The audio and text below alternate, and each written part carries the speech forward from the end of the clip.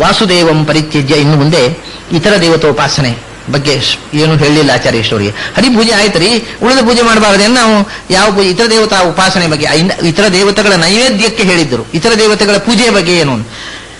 ವಾಸುದೇವಂ ಅದರ ಬಗ್ಗೆ ಏನು? ಎಲ್ಲ ಇತರ ದೇವತಾ ಪೂಜೆಯನ್ನ ನೇರವಾಗಿ ಸರ್ವೋತ್ತಮತ್ವೇನ ಭಗವಂತನನ್ನಲ್ಲದೆ ಇತರ ದೇವತೆಗಳನ್ನು ಪೂಜೆ ಮಾಡಿದರೆ ಏನು ದೋಷ? ಇತರ ದೇವತೆ ಭಗವಂತನ ಪರಿವಾರವಾಗಿ ಎಲ್ಲ ದೇವತೆಗಳು ನಮಗೆ ದೊಡ್ಡವರೇ. ಆದರೆ ಎಲ್ಲ ಜ್ಞಾನಿಗಳು, ದೇವತೆಗಳು ಅಷ್ಟೇ ಅಲ್ಲ, ಜ್ಞಾನಿಗಳೆಲ್ಲ ದೊಡ್ಡವರು, ನಮಗೆ ಪೂಜ್ಯರು. ಅದಲ್ಲ, ದೇವರಿಗೆ ಸಮಾನವಾಗಿ ಇತರ ದೇವತೆಗಳನ್ನು ಎಲ್ಲ ದೇವರು ಒಂದೇ ಅಂತ ಪೂಜೆ ಮಾಡಿದರೆ ಅದು ಏನು ದೋಷ? ವಾಸುದೇವಂ ಪರಿತ್ಯಜ್ಯ ಯೋ ಅನ್ಯಂ ದೇವಂ ಉಪಾಸತೆ. ವಾಸುದೇವ ಅನ್ನೋ ಶಬ್ದವನ್ನು ಬಳಸ್ತಾರೆ. ಕಾರಣ ವಾಸುದೇವ ಅಂದ್ರೆ ಮುಕ್ತಿಪ್ರದವಾದ ರೂಪ. ಮೋಕ್ಷಪ್ರದನಾದ ಭಗವಂತನನ್ನು ಬಿಟ್ಟು ಅನ್ಯಂ ದೇವಂ ಉಪಾಸತೆ, ಇನ್ಯಾವುದೋ ಬೇರೆ ದೇವರನ್ನು ಪೂಜೆ ಮಾಡ್ತಾನೆ. ಪೂಜೆ ಮಾಡಬಹುದು ಅಂದ್ರೆ ಉಪಾಸನೆ ಅಂದ್ರೆ ಅವನೇ ಸರ್ವಸ್ವ, ಅವನೇ ಮೋಕ್ಷಪ್ರದ ಅಂತ, ಇನ್ನೊಬ್ಬನನ್ನ ಮೋಕ್ಷಪ್ರದ ಅಂತ ಉಪಾಸನೆ ಮಾಡಿದರೆ, ಸರ್ವೋತ್ತಮ ಅಂತ ಉಪಾಸನೆ ಮಾಡಿದರೆ, ಅದಕ್ಕೆ ಅವರು ದೃಷ್ಟಾಂತ ಕೊಡ್ತಾರೆ. ತ್ಯಕ್ತ್ವಾ ಅಮೃತಂ ಸಮೂಢಾತ್ಮ ಭುಂಕ್ತೆ ಹಲಾಹಲಂ ವಿಷಂ ಅಂತ. ಎದುರಿನಲ್ಲಿ ವಿಷದ ತಟ್ಟೆ ಮತ್ತೊಂದು ಅಮೃತದ ತಟ್ಟೆ ಇಟ್ಟು ನಿನಗೆ ಬೇಕಾದ ತಗೋ ಅಂದ್ರೆ ಅಮೃತ ತಟ್ಟೆ ಬಿಟ್ಟು ವಿಷದ ತಟ್ಟೆಯನ್ನು ಕುಡಿದ ಹಾಗಾಯ್ತು ಅಂತ. ನಾರಾಯಣನ ಆರಾಧನೆ ಮಾಡೋದು ಬಿಟ್ಟು ಇತರ ದೇವತೆಗಳ ಆರಾಧನೆ ಮಾಡಿದರೆ ಅಮೃತಂ ತ್ಯಕ್ತ್ವಾ, ಎದುರಿನಲ್ಲಿ ಅಮೃತ ಇದೆ ಅದು ಬಿಟ್ಟ, ಈ ಕಡೆಯಿಂದ ಹಲಾಹಲ ಇದೆ ವಿಷ, ಅದನ್ನು ಕುಡಿದ ಹಾಗಾಯ್ತು. ಅದನ್ನೇ ಇನ್ನೊಂದು ಪ್ರಮಾಣದಲ್ಲಿ ಇನ್ನೊಂದು ಶ್ಲೋಕ, ಅದು ಇದೇ ಅರ್ಥವನ್ನು ಹೇಳುವಂತಹದ್ದು, ಈ ಪುರಾಣ ಅಂತದ ಶ್ಲೋಕವನ್ನು ಕೊಡ್ತಾರೆ. ತ್ಯಕ್ತ್ವಾ ಅಮೃತಂ ಯಥಾ ಕಶ್ಚಿತ್ ಅನ್ಯಪಾನಂ ಪಿಬೆನ್ನರಹ. ಇಲ್ಲಿ ವಿಷ ಅಲ್ಲ, ಬೇರೆ ದೃಷ್ಟಾಂತ ಕೊಡ್ತಾರೆ. ತ್ಯಕ್ತ್ವಾ ಅಮೃತಂ ಯಥಾ ಕಶ್ಚಿತ್ ಅನ್ಯಪಾನಂ ಪಿಬೆನ್ನರಹ ತಥಾ ಹರಿಂ ಪರಿತ್ಯಜ್ಯ ಚ ಅನ್ಯಂ ದೇವಂ ಉಪಾಸತೆ. ಹರಿಯನ್ನು ತ್ಯಾಗ ಮಾಡಿ ಬೇರೆ ದೇವರನ್ನು ಉಪಾಸನೆ ಮಾಡಿದರೆ ಹೇಗೆ ಅಂದ್ರೆ, ತ್ಯಕ್ತ್ವಾ ಅಮೃತಂ ಯಥಾ ಕಶ್ಚಿತ್, ಯಾರೋ ಒಬ್ಬ ಅಮೃತವನ್ನು ಎದುರಿದ್ದದನ್ನು ಬಿಟ್ಟು ಅನ್ಯಪಾನಂ, ಅಮೃತವನ್ನು ಬಿಟ್ಟ ಇನ್ಯಾವುದೋ ನೀರು ಕಳ್ಳು ಏನೋ ಇರಬಹುದು, ವಿಷ ಅಲ್ಲ, ಅನ್ಯಪಾನಂ, ಅಮೃತವಲ್ಲದ ಇನ್ಯಾವುದೋ ನೀರನ್ನು ಕುಡಿಯಬಹುದು ಅಥವಾ ಸುರಾಪಾನ ಮಾಡಬಹುದು. ಅಮೃತ ಬಿಟ್ಟು ಸುರಾಪಾನ ಮಾಡಿದಂತೆ, ಅಮೃತ ಬಿಟ್ಟು ಯಾವುದೋ ಬಾವಿಯ ನೀರು ಕುಡಿದ ಹಾಗೆ. ಇನ್ನೊಂದು ದೃಷ್ಟಾಂತ ಕೊಡ್ತಾರೆ. ಸ್ವಧರ್ಮಂತು ಪರಿತ್ಯಜ್ಯ ಪರಧರ್ಮಂ ಯಥಾಚರೇತ್ ತಥಾ ಹರಿಂ ಪರಿತ್ಯಜ್ಯ ಚ ಅನ್ಯಂ ದೇವಂ ಉಪಾಸತೆ ಅಂತ. ಹರಿಯನ್ನು ತ್ಯಾಗ ಮಾಡಿ ಇತರ ದೇವತೆಗಳನ್ನು ಪೂಜೆ ಮಾಡಿದರೆ ಸ್ವಧರ್ಮವನ್ನು ತ್ಯಾಗ ಮಾಡಿ ಪರಧರ್ಮವನ್ನು ಸ್ವೀಕಾರ ಮಾಡಿದ ಹಾಗೆ ಅಂತ. ಇದು ಏನು ಅಂತ ಸ್ವಲ್ಪ ಅರ್ಥ ಹೇಳಬೇಕು. ಇದು ಹೀಗೆ ಹೇಳಿದ್ರೆ ಸ್ವಧರ್ಮ ಪರಧರ್ಮ ಅಂದ್ರೆ ಏನು, ಯಾರಿಗೆ ಯಾವುದು ಸ್ವಧರ್ಮ ಯಾವುದು ಪರಧರ್ಮ? ಗೀತೆಯಲ್ಲೂ ಹೇಳ್ತಾರೆ, ಸ್ವಧರ್ಮೇ ನಿಧನಂ ಶ್ರೇಯ ಪರಧರ್ಮೋ ಭಯಾವಹ, ಶ್ರೇಯ ಅನ್ನು ಸ್ವಧರ್ಮ ವಿಗುಣ ಪರಧರ್ಮಾತ್ ಸ್ವನುಷ್ಠಿತಾತ್ ಅಂತ. ನಿನ್ನ ಧರ್ಮ ಅದು ಡಿಫೆಕ್ಟಿವ್ ಆಗಿದ್ರೂ ಕೂಡ ಅದು ನೀನು ಬಿಡಬೇಡ, ಇನ್ನೊಂದು ಧರ್ಮ ಇದಕ್ಕಿಂತ ಹೆಚ್ಚು ಗುಣವಂತ ಆದರೂ ಕೂಡ ಅದನ್ನು ಹಿಡಿಲಿಕ್ಕೆ ಹೋಗಬೇಡ ಅಂತಾರೆ. ಯಾರಿಗೆ ಯಾವುದು ಸ್ವಧರ್ಮ? ಸಾಮಾನ್ಯವಾಗಿ ಎಲ್ಲರೂ ಏನೇ ಹೇಳೋದು ಗೊತ್ತು, ಸ್ವಧರ್ಮ ಅಂದ್ರೆ ಜಾತಿ, ಆಯಾಯ ಜಾತಿಯ ಧರ್ಮ ಅವರವರು ಮಾಡಬೇಕು ಅಂತ. ಅದಲ್ಲ. ಯಾಕೆಂದ್ರೆ ಜಾತಿ ಧರ್ಮ ಅನ್ನೋದು ಸ್ವಧರ್ಮ ಅಲ್ಲ. ಜಾತಿ ಯಾವಾಗ, ಈ ಜನ್ಮದಲ್ಲಿ ಒಂದು ಜಾತಿ, ಮುಂದಿನ ಜನ್ಮ ಇನ್ನೊಂದು ಜಾತಿ, ಯಾವ ಜಾತಿ ಸ್ವಧರ್ಮ? ನನ್ನ ಸ್ವರೂಪ ಧರ್ಮ ಯಾವುದೋ ಅದು ಸ್ವಧರ್ಮ. ಹಾಗಾಗಿ ವಾಸ್ತವಿಕವಾಗಿ ಸ್ವಧರ್ಮ ಅಂತಂದ್ರೆ ಒಂದು ಸ್ವರೂಪ ಧರ್ಮ, ಇನ್ನೊಂದು ಸ್ವಧರ್ಮ ಅಂತಂದ್ರೆ ನಾವು ಸಾಮಾಜಿಕವಾಗಿ ಒಂದು ಸ್ವಧರ್ಮ ಇದೆ, ಸ್ವರೂಪಕ್ಕೆ ಸಂಬಂಧಪಟ್ಟ ಒಂದು ಸ್ವಧರ್ಮ ಇದೆ. ಈಗ ಉದಾಹರಣೆಗೆ ಒಬ್ಬ ಗೃಹಸ್ಥ ಇದ್ದಾನೆ, ಒಬ್ಬ ಸನ್ಯಾಸಿ ಇದ್ದಾನೆ. ಇವರಿಗೆ ಸ್ವಧರ್ಮ ಬೇರೆ ಹೌದೋ ಅಲ್ವಾ? ಗೃಹಸ್ಥನಿಗೆ ಸನ್ಯಾಸಿಯ ಧರ್ಮ ರೋಚಕಾಗಿ ಅವನ ಹೆಂಡತಿ ಮಕ್ಕಳನ್ನು ಬಿಟ್ಟು ಸನ್ಯಾಸ ತಗೊಳ್ಳೋದು ಗೃಹಸ್ಥನಿಗೆ ಸ್ವಧರ್ಮಕ್ಕೆ ವಿರುದ್ಧ. ಒಬ್ಬ ಗೃಹಸ್ಥ ಧರ್ಮ ಸ್ವೀಕಾರ ಮಾಡಿದವ, ನನಗೆ ಸನ್ಯಾಸ ಧರ್ಮ ಚೆನ್ನಾಗಿ ಕಾಣುತ್ತೆ, ಒಳ್ಳೇದು ಕಾಣುತ್ತೆ, ಅದರಿಂದ ಬೇಡ ಅಂತ ಹೇಳಿ ಹೆಂಡತಿ ಮಕ್ಕಳನ್ನು ಬೀದಿ ಬಾಲು ಮಾಡಿ ಸನ್ಯಾಸ ತಗೊಂಡ್ರೆ ಅದು ಸ್ವಧರ್ಮವನ್ನು ತ್ಯಾಗ ಮಾಡಿದ ಹಾಗೆ. ಒಬ್ಬ ಗೃಹಸ್ಥ ಹೀಗೆ ಮಾಡುವುದು ಹೇಗೆ ತಪ್ಪೋ ಹಾಗೆ ಒಬ್ಬ ಸನ್ಯಾಸಿ ಸನ್ಯಾಸ ಧರ್ಮವನ್ನು ಬಿಟ್ಟು ಗೃಹಸ್ಥ ಧರ್ಮ ರೋಚಕ ಅಂತ ಬಯಸುವುದು ಅವನಿಗೆ ವಿಧರ್ಮ ಆಗುತ್ತೆ. ಇದು ಶಾಸ್ತ್ರಕಾರ ಹೇಳತಕ್ಕ ಸ್ವಧರ್ಮ ಅಂದ್ರೆ ನಾವು ಒಂದನ್ನು ಅಡಾಪ್ಟ್ ಮಾಡಿದ ಮೇಲೆ ಅದನ್ನ ಮಧ್ಯದಲ್ಲಿ ಬಿಟ್ಟು ಇನ್ನೊಂದಕ್ಕೆ ಜಂಪ್ ಮಾಡ್ತೇವಲ್ಲ, ಇದು ಇದು ಅಂದ್ರೆ ಇದು ಸಮಾಜ ಧರ್ಮವಾಗಿ. ಧರ್ಮರಾಜನಿಗೆ ಈ ಸಮಸ್ಯೆ ಬಂದಾಗ ವೇದವ್ಯಾಸರು ಇದನ್ನೇ ಹೇಳಿದ್ದು. ಧರ್ಮರಾಜನಿಗೆ ಯುದ್ಧದಲ್ಲಿ ಸಾಯ್ತಾರೆ, ಬೇಡ ನಾನು ರಾಜ ಆಗುವುದೇ ಇಲ್ಲ, ನಾನು ಕಾಡಿಗೆ ಹೋಗಿ ತಪಸ್ಸು ಮಾಡ್ತೇನೆ ಅಂತಾನೆ. ಕಾಡಿಗೆ ಹೋಗಿ ತಪಸ್ಸು ಮಾಡುವುದು ಇದಕ್ಕಿಂತ ಪುಣ್ಯಕರ್ಮ. ಈ ಸುಮ್ಮನೆ ಯುದ್ಧ ಮಾಡಿ ಯಾರ್ಯಾರನ್ನೋ ಕೊಂದು ರಾಜ ಆಗುವುದಕ್ಕಿಂತ ಅದು ಪುಣ್ಯ. ಪರಧರ್ಮ ಶ್ರೇಷ್ಠ ಅಂತ. ತಾನು ರಾಜ ಆಗಿದ್ದು ಅವನಿಗೆ ತನ್ನ ಧರ್ಮದ ಮೇಲೆ ಅಸಹ್ಯವಾದ. ರಾಜ ಅಂದ್ರೆ ಏನು? ಯುದ್ಧ ಮಾಡಬೇಕು, ಕೊಲ್ಲಬೇಕು, ಹಿಂಸಾ ಧರ್ಮ. ಅದು ಅಹಿಂಸೆ, ತಪಸ್ಸು, ಅದು ಒಳ್ಳೆಯದು. ನಾನು ಸನ್ಯಾಸಿ ಆಗ್ತೇನೆ ಅಂತಾನೆ. ಆಗ ವೇದವ್ಯಾಸರು ಏನು ಹೇಳ್ತಾರೆ ಗೊತ್ತಾ? ನಾನು ತಪಸ್ಸು ಮಾಡುವುದು ಬಿಟ್ಟು ರಾಜಕೀಯ ಮಾಡುವುದು ಎಷ್ಟು ತಪ್ಪೋ, ನೀನು ರಾಜಕೀಯ ಮಾಡೋದು ಬಿಟ್ಟು ತಪಸ್ಸು ಮಾಡೋದು ಅಷ್ಟೇ ತಪ್ಪು ಅಂತ ಧರ್ಮರಾಜನ ಹೇಳಿದ್ದಾರೆ. ನಿಮ್ಮ ನಿಮ್ಮ ಕರ್ತವ್ಯವನ್ನು ನೀವು ಮಾಡುವುದೇ ಸಾಮಾಜಿಕವಾಗಿ ಭಗವಂತನ ಸೇವೆ ಹೊರತು ಅವರವರ ಕೆಲಸವನ್ನು ಬಿಟ್ಟು ಅವರು ಇನ್ನೊಂದು ಕೆಲಸವನ್ನು ಮಾಡುವುದು ಸ್ವಧರ್ಮ ಅಲ್ಲ. ಅದನ್ನ ಈಗ ಇನ್ನೊಂದು ಏನಂದ್ರೆ ನಮ್ಮ ಡ್ಯೂಟಿ ಅಂತ. ನಮಗೆ ಈ ಸರ್ಕಾರದಲ್ಲಿ ಯಾವುದೋ ಒಂದು ನಾವು ಲೌಕಿಕವಾಗಿ ಒಂದು ಉದ್ಯೋಗದಲ್ಲಿ ಇರ್ತೇವೆ. ನಮಗೆ ಏನು ಅಂದ್ರೆ ಸಾಮಾನ್ಯ ನಾನು ನೋಡಿದ್ದೇನೆ ಇದನ್ನು ನಮ್ಮಲ್ಲಿ ನೋಡಿದ್ದೇನೆ ಎಲ್ಲ ಕಡೆ ಈ ಹುಡುಗರಿಗೆ ಏನು ಅಂದ್ರೆ ತಮಗೆ ಯಾವ ಕೆಲಸ ಸಿಕ್ಕಿತೋ ಅದು ಬಿಟ್ಟು ಉಳಿದದ್ರ ಮೇಲೆ ಇಂಟ್ರೆಸ್ಟ್ ಅವ್ರು. ನನಗೆ ಈ ಜಾಬ್ ಸಿಕ್ಕಿತ್ತು ನೋಡಿ ಅದು ಸಿಗಬೇಕಿತ್ತು ಅಂತ. ಅವರಿಗೆ ಸಿಗದೇ ಇದ್ದ ಜಾಬ್ ಮೇಲೆ ಆಸಕ್ತಿ, ಸಿಕ್ಕಿದ್ರ ಮೇಲೆ ಅತೃಪ್ತಿ. ಅದಕ್ಕೆ ಹಿಂದೆ be content with whatever you have fun. ನೀನು ಯಾವ ಕೆಲಸ ಸಿಕ್ಕಿತೋ ಅದನ್ನು ಪ್ರೀತಿಸು, ಅದನ್ನು ಪ್ರಾಮಾಣಿಕವಾಗಿ ಮಾಡು. ಅಂದ ಸ್ವಧರ್ಮ ಅಂದ್ರೆ ನಮ್ಮ ಪಾಲಿಗೆ ಯಾವ ಕರ್ತವ್ಯ ಬಂತು ಅದನ್ನ ಪ್ರಾಮಾಣಿಕವಾಗಿ ಮಾಡೋದು. ಅದು ಬಿಟ್ಟು ನನಗೆ ಈ ಕೆಲಸ ಸಿಕ್ಕಿತು ಅದು ಸಿಗಬೇಕಿತ್ತು ಅವಾಗ ಒಂದು ಕೈ ನೋಡ್ಬೋದಿತ್ತು, ಒಂದು ಯಾವ್ದು ಸಿಕ್ಕಿದ್ರೆ ಇನ್ನೊಂದು ಇಷ್ಟಪಡೋದು. ಅವನು ಯಾವ್ದು ಸಿಗಲಿಲ್ಲವೋ ಅದೇ ಅವನಿಗೆ ರೋಚಕವಾಗಿರೋದು. ಹಾಗಾಗಿ ಸ್ವಧರ್ಮ ಇದು ಲೌಕಿಕವಾಗಿಯೂ ಬಹಳ ಮಹತ್ವಪೂರ್ಣ. ನಮಗೆ ಯಾವುದು ನಮ್ಮ ಪಾಲಿಗೆ ಬಂತೋ ಇದನ್ನೇ ಆಚಾರ. ಕುರು ಭುಂಕ್ಷ್ವಚ ಕರ್ಮ ನಿಜಂ ನಿಯತಂ ನಿಜಂ ಕರ್ಮ. ನಿನ್ನ ಪಾಲಿಗೆ ಬಂದ ಕರ್ಮವನ್ನು ಪ್ರಾಮಾಣಿಕವಾಗಿ ಮಾಡು. ಒಂದು ಉದ್ಯೋಗ ಅಥವಾ ನಮ್ಮ ಜೀವನದಲ್ಲಿ ನಾವು ಏನು ಒಂದು ಗೃಹಸ್ಥ ಜೀವನ ಅಥವಾ ಸನ್ಯಾಸ ಜೀವನ, ಇದೆಲ್ಲದಲ್ಲೂ ಅವನಿಗೆ ಅದರದ್ದಾದ ಕೆಲವು ನಿಯಮಗಳಿವೆ. ಆ ನಿಯಮಗಳನ್ನು ಮೀರಿ ಇನ್ನೊಂದು ಧರ್ಮಕ್ಕೆ ಅವನು ಜಂಪ್ ಮಾಡುವುದರಿಂದ ಏನೂ ಆಗುವುದಿಲ್ಲ. ಇನ್ನೂ ಒಂದು ಅರ್ಥ ಹೇಳಬಹುದು ಏನು ಅಂತಂದ್ರೆ, ಈಗ ಇದು ಅನೇಕ ಲೌಕಿಕವಾದ ಮುಖಗಳು. ಇನ್ನೊಂದು ಅರ್ಥ ಬೇರೆ ಇದೆ. ಸ್ವಧರ್ಮ ಅಂದ್ರೆ ಸ್ವರೂಪ ಧರ್ಮ, ಜೀವದ ಅಂತರಂಗದ ಧರ್ಮ. ಲೌಕಿಕವಾಗಿ ಅವನು ಗೃಹಸ್ಥ ಸನ್ಯಾಸಿ ಅನ್ನೋದು ಒಂದು, ಯಾವುದೋ ಒಂದು ಉದ್ಯೋಗದಲ್ಲಿ ಇರುವುದು ಒಂದು. ಇದೇ ರೀತಿ ಇನ್ನೊಂದು ರೀತಿಯಿಂದ ಇದೆ ಏನು ಅಂದ್ರೆ, ಒಬ್ಬ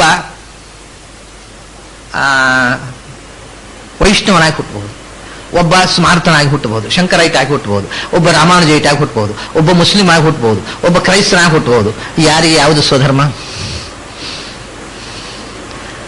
ಇನ್ನೊಂದು ಸತ್ಯವನ್ನೇ ತಿಳ್ಕೊಳ್ಬೇಕು ಅಂದ್ರೆ ಎಲ್ಲರೂ ಅವರವ್ರ ಧರ್ಮ ಬಿಟ್ಟು ಮಾಧ್ವರಾಗಬೇಕು ಅಂತ ಹೇಳ್ತಾರೆ ಮಾಧ್ವರು.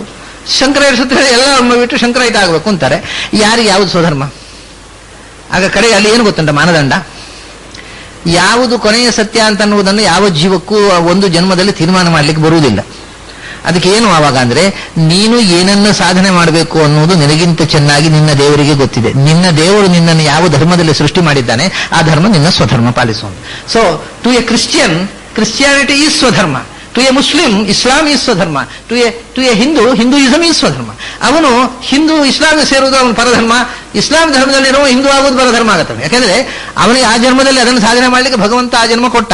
ಭಗವಂತ ಅವನು ಯಾಕೆ ಇಸ್ಲಾಂ ಆಗಿಯೋ ಕ್ರಿಶ್ಚಿಯನ್ ಆಗಿಯೋ ಮುಸ್ಲಿಂ ಆಗಿಯೋ ಸೃಷ್ಟಿ ಮಾಡಿದ, ಹಿಂದೂ ಆಗಿ ಸೃಷ್ಟಿ ಮಾಡಲಿಲ್ಲ?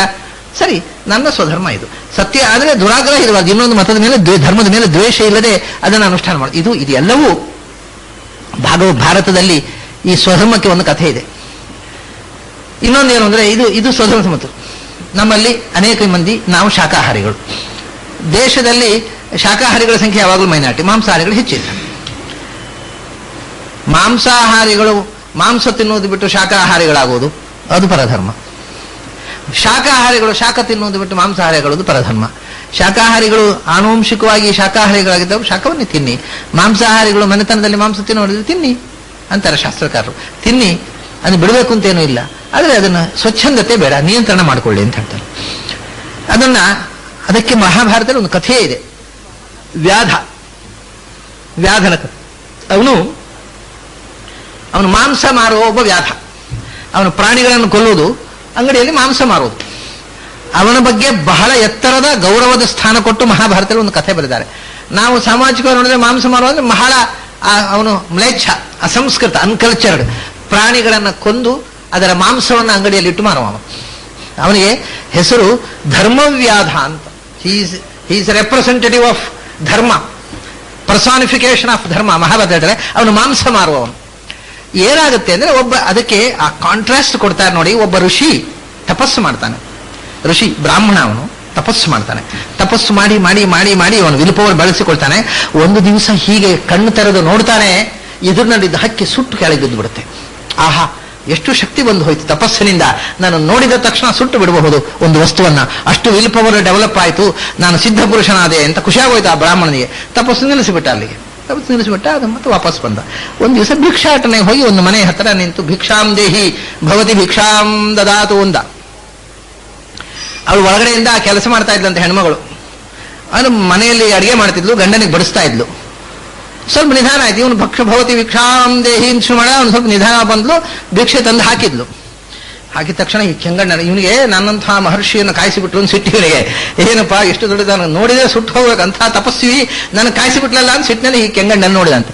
ಅವಳು ಹೇಳಿದಂತೆ, ನೀನು ನೋಡಿದ್ರೆ ಏನು ಉಪಯೋಗ ಇಲ್ಲ, ನೀನು ನೋಡಿದ ತಕ್ಷಣ ಸುಟ್ಟು ಹೋಗ್ಲಿಕ್ಕೆ ನಾನೇನು ಆ ಹಕ್ಕಿ ಅಲ್ಲ ಅಂತಂದು ಬಿಟ್ಲಂತೆ ಆ ಹೆಣ್ಮಗಳು. ಗಮನ, ನಿನಗೆ ಗೊತ್ತಾಯ್ತು. ನನಗೆ ಹೇಗೆ ಗೊತ್ತಾಯಿತು ಅನ್ನೋದಕ್ಕಿಂತಲೂ ನಿನಗೆ ಇನ್ನೂ ತಿಳುವಳಿಕೆ ಬರಬೇಕು. ನಾನು ನಿನಗೆ ಉಪದೇಶ ಮಾಡ್ಲಿಕ್ಕೆ ಲಾಯಕ್ಕಲ್ಲ. ನೀನು ಆ ಮಾಂಸ ಮಾರೋನ ಅಂಗಡಿ ಹೋಗಿ ಅವನ ಹತ್ರ ಉಪದೇಶ ತಗೋ ಅಂತಾಳೆ. ಈ ಬ್ರಾಹ್ಮಣ ಆ ಧರ್ಮವ್ಯಾಧನ ಹತ್ರ ಹೋಗ್ತಾನೆ.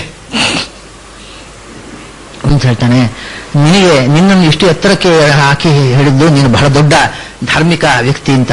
ಏನು ಕಥೆ? ನಿನ್ನ ಗುಟ್ಟು ಹೇಳು, ಧರ್ಮದ ಗುಟ್ಟು ಹೇಳು ಅಂತ. ಅವನು ಹೇಳ್ತಾನೆ, ನಾನು ಮಾಂಸ ಮಾರತಕ್ಕಂಥದ್ದು ನನ್ನ ಜೀವನ ಧರ್ಮ. ಅದನ್ನು ಪ್ರಾಮಾಣಿಕವಾಗಿ ಮಾಡ್ತಾ ಇದ್ದೇನೆ, ನಿರ್ವಂಚನೆಯಿಂದ ಮಾಡ್ತಾ ಇದ್ದೇನೆ. ನನ್ನ ತಂದೆ ತಾಯಿಗಳು ಮನೆಯಲ್ಲಿ ಮುದುಕರಿದ್ದಾರೆ, ಅವರನ್ನು ಸಾಕಬೇಕು. ನಾನು ಸಾಕುವುದಕ್ಕೆ ವಿಧಿ ನನಗೆ ಕೊಟ್ಟ ವೃತ್ತಿ ಇದು. ಈ ವೃತ್ತಿಯಿಂದ ತಂದೆ ತಾಯಿಗಳನ್ನ ನಮ್ಮ ಹೊಟ್ಟೆ ಹೊರೆಯುವುದಕ್ಕೆ ಎಷ್ಟು ಲಾಭ ಬೇಕು ಅಷ್ಟು ಪರ್ಸೆಂಟೇಜ್ ಅಲ್ಲದೆ ಅಪ್ರಾಮಾಣಿಕವಾಗಿ ಒಂದು ಪೈಸೆಯೂ ಹೆಚ್ಚು ತಗೊಳ್ಳೋದಿಲ್ಲ. ಪ್ರಾಮಾಣಿಕವಾಗಿ ವ್ಯಾಪಾರ ಮಾಡ್ತೇನೆ, ಪ್ರಾಮಾಣಿಕವಾಗಿ ಬದುಕ್ತಾ ಇದ್ದೇನೆ, ಅದೇ ನನ್ನ ಧರ್ಮ. ಕಡೆಗೆ ಋಷಿ ಖಂಡಿತಂತೆ ಈ ಬ್ರಾಹ್ಮಣನಿಗೆ ಯಾವ ಶಾಸ್ತ್ರ ಯಾವ ತಪಸ್ಸಿಗಿಂತಲೂ ಪ್ರಾಮಾಣಿಕತೆ ಅನ್ನೋದು ದೊಡ್ಡ ಧರ್ಮ ಅಂತ. ಅಂದ ಅವನು ಮಾಂಸ ಮಾರುವವನು, ಅವನು ಧರ್ಮವೇ, ಅವನ ಧರ್ಮವೇ. ಅವನು ಮಾಂಸ ಮಾಡಿದ ಅಂತ ಇವನು ಮಾಂಸ ತಿನ್ನೋದು ಮಾರೋದು ಮಾಡಿದರೆ ಈ ಋಷಿ ಅಧರ್ಮ. ಹಾಗಾಗಿ ನಮ್ಮ ಪಾಲಿಗೆ ಯಾವುದು ವೃತ್ತಿ ಬಂತೋ ಅದು ದೈವದತ್ತವಾಗಿ ಅದನ್ನ ಪ್ರಾಮಾಣಿಕವಾಗಿ ಮಾಡು. ಮಾಂಸ ಮಾರುವುದಕ್ಕಿಂತ ತಪಸ್ಸು ಮಾಡುವುದು ಶ್ರೇಷ್ಠ ಅಂತ ತಪಸ್ಸಿಗೆ ಹಾರಬೇಡ. ನಿನಗೆ ಅದು ಇಲ್ಲ ಇದು ಇಲ್ಲ ಅಂತ ಆಗತ್ತೆ. ಯಾವ ವೃತ್ತಿಯಲ್ಲಿಯೂ ಪ್ರಾಮಾಣಿಕನಾಗಿ ಎತ್ತರಕ್ಕೇರಬಹುದು ಅಂತ. ಇದು ಮಹಾಭಾರತದಲ್ಲಿ ಇಂಥ ಅನೇಕ ಕಥೆಗಳು ಹೇಳ್ತಾರೆ, ಕಣ್ಣು ತೆರೆಸುವಂತಹ ಕಥೆಗಳು. ಹೀಗೆ ಸ್ವಧರ್ಮೇ ನಿಧನಂ ಶ್ರೇಯ. ಹಾಗಾಗಿ ಇನ್ನೂ ಮೂಲಭೂತವಾದ ಅರ್ಥ ಅಂದ್ರೆ ಸ್ವಧರ್ಮ ಅಂದ್ರೆ ಪ್ರತಿಯೊಂದು ಜೀವಕ್ಕೆ every soul has got its ನರಿ ಹುಲಿಯ ಸ್ವಭಾವವನ್ನು ಅನುಸರಿಸಿದ್ರೆ ಅದು ಕೆಟ್ಟ ನರಿ ಆಗತ್ತೆ. ಹುಲಿ ನರಿಯ ಸ್ವಭಾವವನ್ನು ಅನುಸರಿಸಿ ಯಾವುದು ಮೇಲೂ ಯಾವುದು ಕೇಳುತ್ತಲ್ಲ. ಪ್ರತಿಯೊಂದು ವಸ್ತುವಿಗೆ ಅದರದ್ದೇ ಆದ ಒಂದು ಕ್ವಾಲಿಟಿ ಇದೆ, ಒಂದು ನೇಚರ್ ಇದೆ. ಅದನ್ನ ಅದು ಅಬ್ಸರ್ವ್ ಮಾಡಬೇಕು ಅಂತ ಇನ್ನೊಂದು ಕ್ವಾಲಿಟಿಯನ್ನ ಇನ್ನೊಂದು ನೇಚರನ್ನ ಫಾಲೋ ಮಾಡೋದು, ಇಮಿಟೇಟ್ ಮಾಡುವುದರಿಂದ ಈಗ ನಾವು ಮಾಡ್ತಾ ಇದ್ದೇವಲ್ಲ. ನಾವು ಸ್ವಾತಂತ್ರ್ಯ ಸಿಕ್ಕಿದ ಮೇಲೂ ಕೂಡ ಬ್ರಿಟಿಷರನ್ನ ಇಮಿಟೇಟ್ ಮಾಡ್ತೇವಲ್ಲ. ಅವರ ಆಹಾರ ವಿಹಾರಗಳು, ಅವರ ವೇಷಭೂಷಣಗಳು, ಅವರಂತೆ ಪ್ಯಾಂಟ್ ಹಾಕೋದು, ಅವರು ಮಾಡಿದ ಹಾಗೆ ಮಾಡೋದು. ಇಲ್ಲಿ ಸೆಕೆ ಜಾಸ್ತಿ ಇದ್ರೂ ಕೂಡ ಒಳಗಿಂದ ಬನಿಯನು ಆಮೇಲೆ ಕೋಟು ಇದೆಲ್ಲ ಹಾಕೊಳ್ಳೋದು. ಅವರು ಚಳಿಗೆ ಸಿಗರೇಟ್ ಸೇರಿದ್ರೆ ನಮ್ಮ ತುಟಿ ಉರಿತಾ ಇದ್ರು ಸಿಗರೇಟ್ ಸೇರೋದು. ಯಾಕಂದ್ರೆ ಬ್ರಿಟಿಷ್ ಸ್ವಂತಿಕೆ ಇಲ್ಲದೆ ಮಾಡೋದಿಲ್ಲ. ಅವರ ಹವೆಗೋಸ್ಕರ ಮಾಡಿದರೆ ನಾವು ಸ್ವಂತಿಕೆ ಇಲ್ಲದ ಥರ್ಡ್ ರೇಟ್ ಜನಾಂಗ, ಆದ್ದರಿಂದ ಕಾಪಿ ಮಾಡೋದು ಇದು ಪರಧರ್ಮ. ಬ್ರಿಟಿಷರ ಧರ್ಮವನ್ನು ನಾವು ಅನುಸರಿಸಿದರೆ ಅದು ಭಯಾವಹ ಅಂತ ನಾಚಿಕೆಗೇಡದು. ಯಾಕಂದ್ರೆ ಅವ್ರು ಯಾಕೆ ಆ ವೇಷಭೂಷಣ ಮಾಡ್ತಾರೆ ಅಲ್ಲಿ ಹವೆಗೆ ಸರಿಯಾಗಿ. ನಾವು ಇಲ್ಲಿ ಹವೆಗೆ ಸರಿಯಾಗಿ ವೇಷಭೂಷಣ ಮಾಡಬೇಕು. ಅವರು ಮಾಡಿದ್ರು ಅಂತ ನಾವು ಮಾಡೋದಲ್ಲ. ಅವರು ಆ ವೇಷಭೂಷಣ ತೊಡೋದು ಅವರಿಗೆ ಅವರ ದೇಶದ ಧರ್ಮ. ನಾವು ಯಾಕೆ ಮಾಡ್ತೇವೆ? ಅವರು ಮಾಡಿದ್ರು ಅಂತ. ನಮ್ಮ ದೇಶದ ಧರ್ಮ ಹಾಗೆಲ್ಲ ಅದು ಗೊತ್ತಿಲ್ಲ. ನಾವು ಯಾಕೆ ಅದನ್ನು ಹಾಕ್ತಾ ಇದ್ದೇವೆ ಅಂದ್ರೆ ಬ್ರಿಟಿಷರ ಪ್ರಭಾವಕ್ಕೆ ಒಳಗಾಗಿ ದಾಸ್ಯ ಪ್ರಜ್ಞೆ ನಮ್ಮಲ್ಲಿ ಉಳಿದದ್ರಿಂದ ಆ ವೇಷಭೂಷಣ ಇವತ್ತು ಇಮಿಟೇಟ್ ಮಾಡ್ತಾ ಇದ್ದೇವೆ ಅನ್ನೋದು ಕೂಡ ನಮಗೆ ಗೊತ್ತಿಲ್ಲದಷ್ಟು ಅದು ರೂಢಿಯಾಗಿ ಹೋಗಿದೆ. ಅಲ್ಲಿ ಮಾತ್ರ ಆ ಜನ ನಾವು ವಿದೇಶಕ್ಕೆ ಹೋದಾಗ ನಾವು ಪ್ಯಾಂಟ್ ಗಿಂಟ್ ಹಾಕೊಂಡು ಹೋದ್ರೆ ನಗ್ತಾರೆ. ಅವರು ಸ್ವಂತಿಕೆ ಇಲ್ಲದ ಜನ ನೀವು ಅಂತ ಹೇಳ್ತಾರೆ, ಮುಖಕ್ಕೆ ಹೋಗೋದು ಹೇಳ್ತಾರೆ. ನಿಮಗೆ ಸ್ವಂತಿಕೆ ಇಲ್ಲ, ನಮ್ಮನ್ನು ನೋಡಿ ಕಾಪಿ ಮಾಡೋ ಮಂದಿ, ಸ್ವಂತ ತಲೆ ಇಲ್ಲದ ಮಂದಿ ಅಂತ ನಗ್ತಾರೆ. ಇಲ್ಲಿ ಮಾತ್ರ ಪ್ಯಾಂಟ್ ಗಿಂಟ್ ಹಾಕಿದ್ರೆ ದೊಡ್ಡ ಬಹಳ ಗೌರವ ಇದೆ. ಆಫೀಸ್ನಲ್ಲಿ ಏನೋ ಮುಂದೆ ಉಟ್ಕೊಂಡು ನನ್ನಂತವ್ರು ಹೋದ್ರೆ ಮಾತಾಡಿಸೋದಿಲ್ಲ, ಪ್ಯಾಂಟ್ ಹಾಕೊಂಡು ಬೇಗ ಮಾತಾಡಿಸ್ತಾರೆ. ಆದರೆ ಅಲ್ಲಿ ನಗುತ್ತಾರೆ, ವಿದೇಶದಲ್ಲಿ ಮತ್ತೆ ನಗುತ್ತಾರೆ. ಸ್ವಂತಿಕೆ ಇಲ್ಲದ ಜನ ಅಂತ ಯಾಕೆ ಹಾಕ್ತೇವೆ ಅನ್ನೋದೇ ಗೊತ್ತಿಲ್ಲ. ಅದು ಅವ್ರು ಹಾಕಿದ್ದಾರೆ, ನಾವು ಹಾಕ್ತಾ ಇರೋದು. ಈ ದೇಶಕ್ಕೆ ಹೋಗುವ ಈ ಹವೆಗೆ ಹೋಗತಕ್ಕಂಥ ವೇಷ, ಇಲ್ಲಿ ಕಲ್ಚರಲ್ ವ್ಯಾಲ್ಯೂಸ್ ಅನ್ನು ರಿಪ್ರೆಸೆಂಟ್ ಮಾಡತಕ್ಕಂಥ ವೇಷ, ಆಹಾರ ವಿಹಾರ ಎಲ್ಲವೂ ಬೇರೆ. ಅದು ಒಂದ್ ಕಡೆ ಇದ್ದಾನೆ, ಇನ್ನೊಂದು ಕಡೆ ಕಾಪಿ ಮಾಡ್ಲಿಕ್ಕೆ ಬರುವುದಿಲ್ಲ. ಅದನ್ನೇ ನೋಡಿ ಜಪಾನ್ನವರು ಕಾಪಿ ಮಾಡುವುದಿಲ್ಲ ವಿದೇಶದವರನ್ನ, ಪಶ್ಚಿಮದವರನ್ನ. ಅದನ್ನೇ ಅವರು ಬಹಳ ಮುಂದೆ ಹೋಗ್ತಾ ಇದ್ದಾರೆ. ಅವರು ಎಂದೂ ಪಶ್ಚಿಮದವರನ್ನ ಕಾಪಿ ಮಾಡುವುದಿಲ್ಲ. ಅವರು ವೇಷಭೂಷಣ ಅದಲ್ಲ ನಾನು ಹೇಳೋದು. ವೇಷಭೂಷಣದಲ್ಲಿ ಕೂಡ ಜಪಾನ್ನವರು ಅವರ ಸಂಸ್ಕೃತಿ ಇವತ್ತಿಗೂ ಕೂಡ ಜಪಾನಿನಲ್ಲಿ ಕೆಲವು ಸಂಸ್ಕೃತಿಗಳಿವೆ. ಅದನ್ನು ಅವರು ಅಮೆರಿಕಕ್ಕೆ ಬಂದಾಗಲೂ ಬಿಟ್ಟಿಲ್ಲ. ನಾನು ಅದನ್ನು ಅನೇಕ ಸಂದರ್ಭದಲ್ಲಿ ಅಮೆರಿಕಲ್ಲಿ ನನಗಾದ ಕೆಲವು ಅನುಭವಗಳನ್ನು ಹೇಳಿದ್ದೆ ನಾನು. ಅವರು ಅಮೆರಿಕೆಗೆ ಬಂದಾಗ ಕೂಡ ಅಲ್ಲಿ ವರ್ಲ್ಡ್ ಕಾನ್ಫರೆನ್ಸ್ನಲ್ಲಿ ಅಲ್ಲಿ ಇಂಗ್ಲಿಷ್ ಪ್ರೊಫೆಸರ್ಸು ಅವರು ಇಂಗ್ಲಿಷಲ್ಲಿ ಮಾತಾಡಲಿಲ್ಲ, ಜಪನೀಸ್ನಲ್ಲಿ ಮಾತಾಡ್ತಾರೆ. ನಮ್ಮ ಜನಕ್ಕೆ ಸರಿ ಇಂಗ್ಲಿಷ್ ಬರೋದಿಲ್ಲ, ತಪ್ಪು ಇಂಗ್ಲಿಷ್ ಮಾತಾಡ್ತಾರೆ. ತಪ್ಪು ಇಂಗ್ಲಿಷ್ ಮಾತಾಡಿದರೂ ವಾಶಿ, ಇಂಗ್ಲಿಷ್ ಮಾತಾಡಿದ ಒಂದೊಂದು ಖುಷಿ. ಬಹಳ ಕೆಟ್ಟ ಇಂಗ್ಲಿಷ್ ಮಾತಾಡ್ತಾರೆ ನಮ್ಮ ಜನ. ಅದು ಬಹಳ ಅಸಹ್ಯ ಇಂಗ್ಲಿಷ್ ಮಾತಾಡ್ತಾರೆ ಅನೇಕ ಜನ. ಅಂದ್ರೆ ಇಂಗ್ಲಿಶಿನ ಪ್ರೊಫೆಷನ್ನಲ್ಲಿ ಇರುವವರು ಮಾತಾಡಿದ ತಪ್ಪು ಅಂತ ನಾನು ಹೇಳೋದಿಲ್ಲ. ಯಾರಿಗೆ ಇಂಗ್ಲಿಷ್ ಪ್ರೊಫೆಸರ್ಸು, ಕಾಲೇಜಿನಲ್ಲಿ ಇಂಗ್ಲಿಷ್ ಪಾಠ ಹೇಳುವವರು ಕೆಟ್ಟ ಇಂಗ್ಲಿಷ್ ಮಾತಾಡಿದ ಅಸಹ್ಯ ಅಲ್ವಾ? ಅದು ನಮ್ಮ ದೇಶದಲ್ಲಿ ನಡೀತದೆ, ಅದು ಕೂಡ ನಡೀತದೆ. ಈಗ ಇಂಗ್ಲಿಷ್ ಯೂನಿವರ್ಸಿಟಿಯಲ್ಲಿ ಇಂಗ್ಲಿಷ್ ಪಾಠ ಹೇಳುವ ಮೇಸ್ಟರ್ಗಳು ಇಂಗ್ಲಿಷ್ ಅಸಹ್ಯವಾಗಿದ್ದನ್ನು ನಾನು ನೋಡಿದ್ದೇನೆ. ಅದು ಬಹಳ ಕೊಳಕೆ ಇಂಗ್ಲಿಷ್ ಮಾತಾಡ್ತಾರೆ. ಅವರು ಅಲ್ಲಿ ಜಪನೀಸ್ನಲ್ಲಿ ಮಾತಾಡ್ತಾರೆ. ಅವರ ಜಪನೀಸ್ ವೇಷಭೂಷಣಗಳಿದೆ. ಜಪನೀಸ್ ಟ್ರೆಡಿಷನ್ಗಳಿವೆ, ಅತಿಥಿ ಸತ್ಕಾರದ, ಅದನ್ನೆಲ್ಲವನ್ನು ಅಲ್ಲಿ ಹಾಗೇ ಮಾಡ್ತಾರೆ ಅವರು. ಬದಲಾವಣೆ ನಾವು ಅವ್ರು ಹೇಗೆ ಮಾಡ್ತಾರೆ ಹಾಗೆ ಮಾಡಿಬಿಡ್ತೇವೆ ಪೂರ್ತಿ. ಅವರು ಹಾಗೇ ಮಾಡ್ತಾರೆ. ಅವರ ಹತ್ರ ಅತಿಥಿಗಳು ಬಂದರೆ ಅವರಿಗೆ ಗ್ರೀನ್ ಟೀ ಅಂತ ಕೊಡ್ತಾರೆ ಅವರು. ಅದು ಹಸಿರು ಎಲೆ ಇರುತ್ತಲ್ಲ, ಚಹಾದ ಎಲೆ, ಅದರ ಹಸಿರು ಬಣ್ಣ ಮಾಸದಂತೆ ಅದನ್ನು ಪುಡಿ ಮಾಡಿ ಅದರ ಡಿಕಾಕ್ಷನ್ ಇಂದ ಗ್ರೀನ್ ಟೀ ಅಂತ ಅವರು, ಬಹಳ ವಿಶೇಷ ಅದು ಜಪನೀಸು ಅದು ಗ್ರೀನ್ ಟೀ ಕೊಡ್ತಾರೆ. ಗ್ರೀನ್ ಟೀ ಮಾಡಿ ನಮ್ಮನ್ನೆಲ್ಲ ಕರೆದು ಕೊಡಬೇಕಾಗಿದ್ರೆ ಅದನ್ನ ಗ್ರೀನ್ ಟೀಯನ್ನ ಕಪ್ಪಿನಲ್ಲಿ ಹೀಗೆ ಹಿಡ್ಕೊಂಡು ಎದುರು ಬರ್ತಾರೆ. ಹೀಗೆ ಇದೆಲ್ಲ ಸಂಸ್ಕಾರಗಳು ನಾನು ಹೇಳೋದು. ಅತಿಥಿಗೆ ಸತ್ಕಾರದ ಒಂದು ಸಂಸ್ಕಾರ ಅವರೇ ಎಷ್ಟು ಚೆನ್ನಾಗಿದೆ. ನಮ್ಮಲ್ಲಿ ಅತಿಥಿ ಸತ್ಕಾರದ ಬಗ್ಗೆ ಬಹಳ ಮಾತು ಹೇಳ್ತೇವೆ ನಾವು. ಅದನ್ನು ಹೀಗೆ ಹಿಡ್ಕೊಂಡು ಬರ್ತಾರೆ. ಹಿಡ್ಕೊಂಡು ಬಂದು ಆ ಕಪ್ಪನ್ನು ನಮ್ಮ ಮುಂದೆ ಹಿಡಿತಾರೆ, ನಾವು ತಗೋತೀವಿ. ಕಪ್ಪನ್ನು ತಗೊಂಡ ಮೇಲೆ ಹಂಗೆ ವಾಪಸ್ ಹೋಗ್ತಾರೆ. ಅತಿಥಿಗೆ ಬೆನ್ನು ಹಾಕಿ ಹೋಗಬಾರದು ಅಂತ, ಹಾಗೆ ರಿವರ್ಸು. ಆಮೇಲೆ ತಗೊಳ್ಳಿಕ್ಕೆ ಹೀಗೆ ಬರ್ತಾರೆ, ಆ ಕಪ್ಪು ತಗೊಂಡು ಹಂಗೆ ವಾಪಸ್ ಹೋಗ್ತಾರೆ. ಇದೆಲ್ಲ ಒಂದು ದೊಡ್ಡ ಸಂಗತಿ ಅಂತಲ್ಲ, ಬಟ್ ಅವರಿಗೆ ಅವರ ದೇಶದ ಸಂಸ್ಕೃತಿ ಅದು. ಅದನ್ನು ಯಾವ ದೇಶಕ್ಕೆ ಹೋದರೂ ಅವರು ಅದನ್ನು ಆಚರಿಸಿ ತೋರಿಸ್ತಾರೆ. ನಾವು ಎಲ್ಲಿ ಹೋದೋ ಅವ್ರು ಹಾಗೆ. ನಮಗೆ we don't have our own culture. Sense of culture ಇದ್ರೆ ತಾನೆ ಕಲ್ಚರ್. ನಮಗೆ ಸೆನ್ಸೇ ಇಲ್ಲ, ಸಂಸ್ಕೃತಿಯ ಬಗ್ಗೆ ಎಚ್ಚರ ಇಲ್ಲ, ತಿಳುವಳಿಕೆ ಇಲ್ಲ ಅನ್ನೋ ತಿಳುವಳಿಕೆ ಇಲ್ಲ. ಮಹಾದಡ್ಡ ಜನಾಂಗ ಆಗ್ತಾ ಇದೆ ಈ ದೇಶದ ಜನ, ಯಾವ ಎಚ್ಚರವೂ ಇಲ್ಲ. ಅವರು ಪೂರ್ತಿ ಎಲ್ಲಿ ಹೋದರೂ ಎಸ್ಟಾಬ್ಲಿಷ್ ಮಾಡ್ತಾರೆ. ನಾನು ಆ ಒಂದು ಹುಡುಗನ ಕಥೆ ಅನೇಕ ಬಾರಿ ಹೇಳಿದ್ದೆ. ನಾನು ಪಕ್ಕದಲ್ಲಿ ಕೂತಿದ್ದೆ, ನಾವು ಲಾನ್ನಲ್ಲಿ ತೋಟದಲ್ಲಿ ಕೂತಿದ್ದೆವು. ನಾವು ಪ್ರಿನ್ಸ್ಟನ್ನಲ್ಲಿ ಒಂದು ಸೆಮಿನರಿಯ ಲಾನ್ನಲ್ಲಿ ಕೂತಿದ್ದೆವು ನಾವು. ನನ್ನ ಪಕ್ಕದ ಕುರ್ಚಿಯಲ್ಲಿ ಅವನು ಕೂತಿದ್ದಾನೆ, ನಾನು ಕೂತಿದ್ದೇನೆ. ಆ ಲಾನ್ನ ತುದಿಯಲ್ಲಿ ಗೇಟ್ನಲ್ಲಿ ಒಬ್ಬ ಜಪನೀಸ್ ಒಳಗೆ ಬಂದ. ಜಪನೀಸ್ ಒಳಗೆ ಬಂದ ತಕ್ಷಣ ಈ ಹುಡುಗ ಎದ್ದು ನಿಂತ. ಅಂದ್ರೆ ಅವನು 100 ಅಡಿ ದೂರ ಇದ್ದಾನೆ, ಕನಿಷ್ಠ 100 ಅಡಿ ದೂರದಲ್ಲಿ ಇದ್ದಾನೆ. ಇನ್ನು ಎದ್ದು ನಿಂತ, ನನ್ನ ಪಕ್ಕದಲ್ಲಿದ್ದವ. ಎದ್ದು ನಿಂತ, ಏನೋ ಇವನು ಶಾಲೆಯ ಮೇಷ್ಟ್ರು, ಇವನ ಅಪ್ಪನೋ ಅಜ್ಜನೋ ಏನೋ ಇರ್ಬೋದು ಅಂತ ತಿಳ್ಕೊಂಡೆ ನಾನು. ಅವನು ಹತ್ರ ಬಂದಾಗ ಹೀಗೆ ಬಗ್ಗೆ ನಿಂತ. ಅವನು ಆಚೆ ಹೋದ ತಕ್ಷಣ ಕೂತ. ನಾನು ಕೇಳಿದೆ, ಏನಪ್ಪಾ ಅವ್ರು ಯಾರು? ಗೊತ್ತಿಲ್ಲ, ಅವನಿಗೆ ಯಾರನ್ನು ಗೊತ್ತಿಲ್ಲ ಅಂದ. ಮತ್ತೆ ಯಾಕಯ್ಯ ಎದ್ದು ನಿಂತೀನಿ? ಅವ್ನು ಏನು ಹೇಳ್ತಾನೆ ಗೊತ್ತಾ? ನನಗಿಂತ ವಯಸ್ಸಿನಿಂದ ದೊಡ್ಡವರು ಯಾರಾದ್ರೆ ನನಗೇನು, ವಯಸ್ಸಿನಿಂದ ದೊಡ್ಡವರು ಬಂದಾಗ ಎದ್ದು ನಿಲ್ಲುವುದು ನಮ್ಮ ಕಲ್ಚರ್. ನಮ್ಮಲ್ಲೂ ಉಪನಿಷತ್ತನೇ ಮಾತಿದೆ, ದೊಡ್ಡವರು ಬಂದಾಗ ಎದ್ದು ನಿಲ್ಲಬೇಕು. ದೂರ್ಧ್ವಂ ಪ್ರಾಣ ಉತ್ಕ್ರಮಂತಿ ಇವನ ಸ್ಥವಿರ ಆಗತೆ. ದೊಡ್ಡವರು ಬಂದಾಗ ಚಿಕ್ಕವರು ಕುರ್ಚಿಯಲ್ಲಿ ಕೂತರೆ ಅದು ಬಹಳ ಅನಿಷ್ಟ ಅಂತ. ಯಾಕೆಂದ್ರೆ ಅವ್ರು ದೊಡ್ಡವರಿಗೆ ಗೌರವ ಕೊಡಬೇಕು ಅನ್ನುವ ಕಲ್ಚರ್ ಇಲ್ಲ. ಅವ್ರು ಏನಾಗ್ತಾರೆ ಬೆಳೆದು. ಅದರಿಂದ ಪಶ್ಚಿಮದ ಸಂಸ್ಕೃತಿಯನ್ನು ಅನುಸರಿಸಿ ನಾವು ಈ ದೇಶದ ಪ್ರತಿನಿಧಿಗಳಾಗುವುದು ಸಾಧ್ಯ ಇಲ್ಲ. ನಾವು ಎಷ್ಟು ಪ್ಯಾಂಟ್ ಹಾಕಿದ್ರು we can never become pure Indians. Pant ಕಳಚುವುದು ಅಂತ ಅದನ್ನು ಕಲೀಲೇಬೇಕು ಅಂದಲ್ಲ ಒಂದು ದಿವಸ. If we want to be Indians, pant Indian ಆಗುವುದು ಸಾಧ್ಯ ಇಲ್ಲ. ನಾವು ಇಂಗ್ಲಿಷರನ್ನು ಅನುಸರಿಸಿ ಇಂಡಿಯನ್ ಆಗುವುದು ಸಾಧ್ಯ ಇಲ್ಲ. ಭಾರತೀಯರಾಗಬೇಕಾದ್ರೆ ಮತ್ತೆ ನಮ್ಮ ಈ ಕಲ್ಚರ್ನ ಬೇರುಗಳನ್ನು ಹುಡುಕುವುದು ತೀರಾ ಅಗತ್ಯ ಇದೆ, ಮತ್ತು ಅದನ್ನು ಅರ್ಥ ಮಾಡಿಕೊಂಡು ಅನುಷ್ಠಾನಕ್ಕೆ ತರುವುದು ಅಗತ್ಯ ಇದೆ. ತ್ಯಕ್ತ್ವಾ ಅಮೃತಂ ಯಥಾ ಕಶ್ಚಿತ್ ಅನ್ಯಪಾನಂ ಯದಲ್ಲ ಸ್ವಧರ್ಮಂಚ ಪರಿತ್ಯಜ್ಯ ಪರಧರ್ಮಂ ಯಥಾಚರ್ಯತೆ. ಇದು ಬಂತು. ನಮಗೆ ಪರಧರ್ಮ ಅಂದ್ರೆ ಅಮೆರಿಕದ ಧರ್ಮವೋ, ಇಂಗ್ಲೆಂಡಿನ ಧರ್ಮವೋ, ಚೀನಾದ ಧರ್ಮವೋ. ನಮ್ಮ ಕಮ್ಯುನಿಸ್ಟ್ ಇದ್ದಾರೆ, ಅವರಿಗೆ ಚೀನಾದಲ್ಲಿ ರಷ್ಯಾದಲ್ಲಿ ಏನಾಯಿತು ಒರೇ ಸ್ವಧರ್ಮ. ಇಲ್ಲಿ ಸ್ವಂತ ಭಾರತೀಯ ಕಮ್ಯುನಿಸಮ್ ಒಂದಿಲ್ಲ. ಇದೆಲ್ಲವೂ ಕೂಡ ಅಶಾಸ್ತ್ರೀಯ. ನಮಗೆ ನಮ್ಮ ನೆಲದ ಧರ್ಮ ಏನು ಅನ್ನೋದು ಮೊದಲು ಗೊತ್ತಿರಬೇಕು. ಈ ನೆಲದಲ್ಲಿ ಧರ್ಮ ಏನೊಂದು ಗ್ರಂಥ ಅಲ್ಲ, ಈ ನೆಲದಲ್ಲಿ ಬದುಕಬೇಕಾದ್ರೆ ಈ ನೆಲಕ್ಕೆ ಒಗ್ಗುವ ನಡೆ ಯಾವುದು ಅನ್ನೋದನ್ನು ನಾವೇ ತೀರ್ಮಾನಿಸ್ಕೊಳ್ಬೋದು. ಅದಕ್ಕೆ ಧರ್ಮಶಾಸ್ತ್ರ ಓದಬೇಕಾಗಿಲ್ಲ. ಧರ್ಮಶಾಸ್ತ್ರಕಾರರು ಈ ಮಣ್ಣಿನ ವಾತಾವರಣ ಹೇಗಿರಬೇಕು ಬದುಕು ಅನ್ನೋದನ್ನು ಹೇಳಿದ್ದಷ್ಟೇ. ಅದನ್ನು ನೋಡಿಯೂ ಅಲ್ಲ, ನೋಡೇ ನಾವು ತೀರ್ಮಾನಿಸ್ಕೊಳ್ಬಹುದು. ಹೀಗೆ ಸ್ವಧರ್ಮಂತು ಪರಿತ್ಯಜ್ಯ ಪರಧರ್ಮಂ ಯಥಾಚರೇತ್.